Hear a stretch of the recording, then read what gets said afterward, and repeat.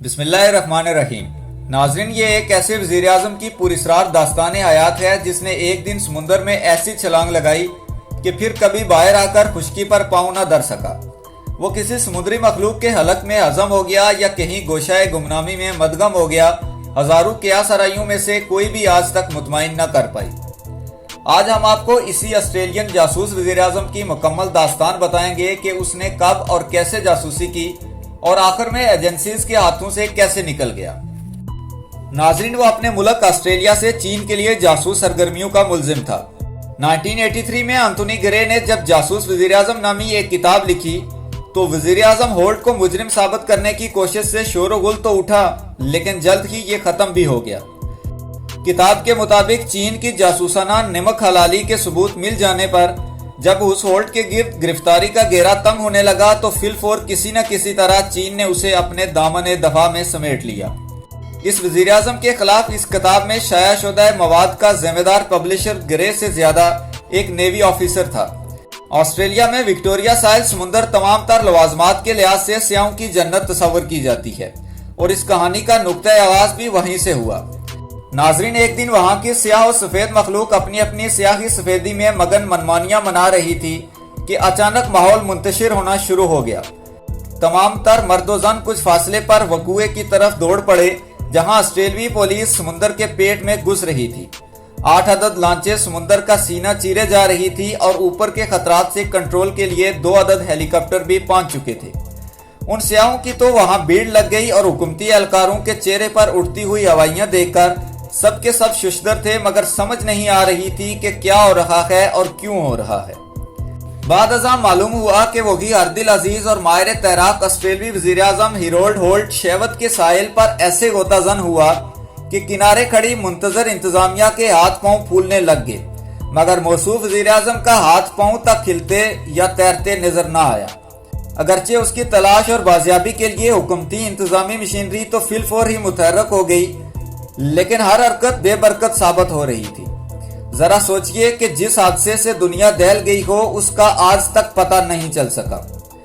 ناظرین، ہیرولڈ ہولٹ کا جنم 1908 میں سڈنی کے ایک مالدار اور کاروباری خاندان میں ہوا۔ اس نے میلبورن میں کالجز اور یونیورسٹی میں اپنی تعلیم مکمل کی۔ شروع دن سے ہی اس کے ذہن میں کمیونزم سما گئی تھی اور دوران تعلیم وہ چینی سربراہان سے فلسفہ کمیونزم پر خط و کتابت بھی کیا کرتا تھا۔ اس وقت چیانگ کائی شیک کی زیر قیادت چین میں کمیونزم بطور ایک مضبوط جماعت کے طور پر موجودہ حکومتی قیادت سے چھٹکارا پانے کے در پہ تھی۔ اس جماعت کو ہولٹ جیسے پرجوش نوجوان کی ضرورت تھی، چنانچہ انہوں نے ہولٹ کو اس کے مضامین کے عوض $50 فی ہفتہ ادائیگی بھی شروع کر دی، اور ہولٹ بھی جی جان کر بحیثیت چینی ایجنٹ اپنے کام میں جت گیا۔ اس وقت اس کے ان تحریری مضامین کا کوئی توڑ نہ تھا۔ یہ بھی کسی کے خواب و خیال میں بھی نہ تھا کہ ایک دن بطور وزیر اعظم بھی اس کا کوئی جوڑ نہ ہوگا۔ سیاست کے بہاؤ میں بہتے بہتے 1935 تک ہولٹ UAP کے ٹکٹ پر ممبر پارلیمنٹ منتخب ہو گیا۔ اس کے ساتھ ہی چین نے بھی اس کی مالیاتی آشرواد میں اضافہ کر دیا، بلکہ اپنے اس ہونہار اور جوان قانون پاس ورکر کو اگلے ہی سال 1936 میں بیجنگ کا دورہ بھی کروایا۔ اسی دورے کے دوران ہی اسے جاسوسی کی تربیت بھی دی گئی اور مستقل بعید کی بلیک میلنگ کے لیے اس کی تصاویریں بھی اتروائی گئی، اور انہی مقاصد کی تکمیل کے لیے اسے وہاں سے سیدھا لندن کمیونسٹ آفس بھیج دیا گیا۔ 1938 میں رابرٹ مینزی آسٹریلین وزیر اعظم بنا تو ہولٹ بھی اپنی عوامی پذیرائی پر اس کابینہ کا 8واں بااختیار عہدیدار کہلایا۔ وہاں سے وہ اپنے حکومتی راز لندن آفس بھیجتا جو آگے دیگر چینی ایجنٹ وصول کر لیتے تھے۔ 1952 میں امریکہ نے چین سے کوئی گٹھ جوڑ کرنا چاہا اور ساتھ ہی بصورت دیگر صرف 36 گھنٹوں کے اندر اندر صدیوں پیچھے پتھر کے زمانے میں پہنچا دینے کی دھمکی بھی دے دی۔ چین میں سے ہی دستیاب چیانگ کائی شیک نامی امریکی امداد باز فوراً تاشوان پہنچا، پھر بذریعہ ہولٹ لندن پہنچایا گیا، جہاں سے جو ہی چند چینی راز اس کے ہاتھ لگ گئے تو چین کے ہاتھ پاؤں پھولنے لگے۔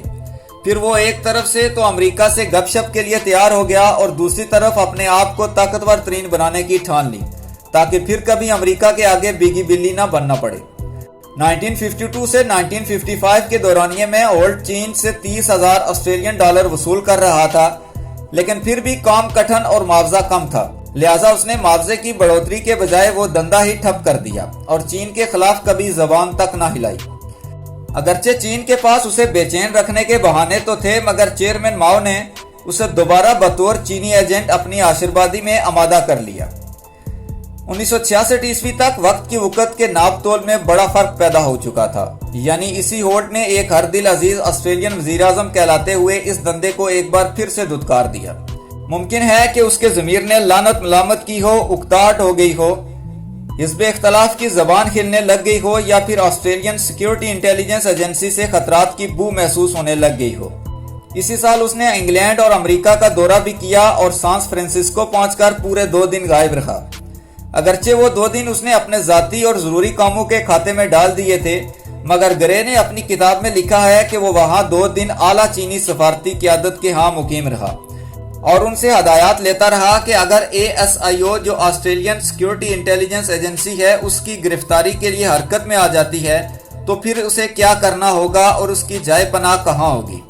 आला चीनी सफारती क़यादत ने उसे मशवरा दिया कि अव्वल तो वो अपने खिलाफ खतरात की तस्दीक करे और अगर वाकई उसकी गिरफ्तारी रूबा अमल होने वाली हुई तो बस भागकर शेवत के साहिल पर पहुंच पड़े। वहां ज़ेरे आब एक चीनी आबदोज उसे ले जाएगी।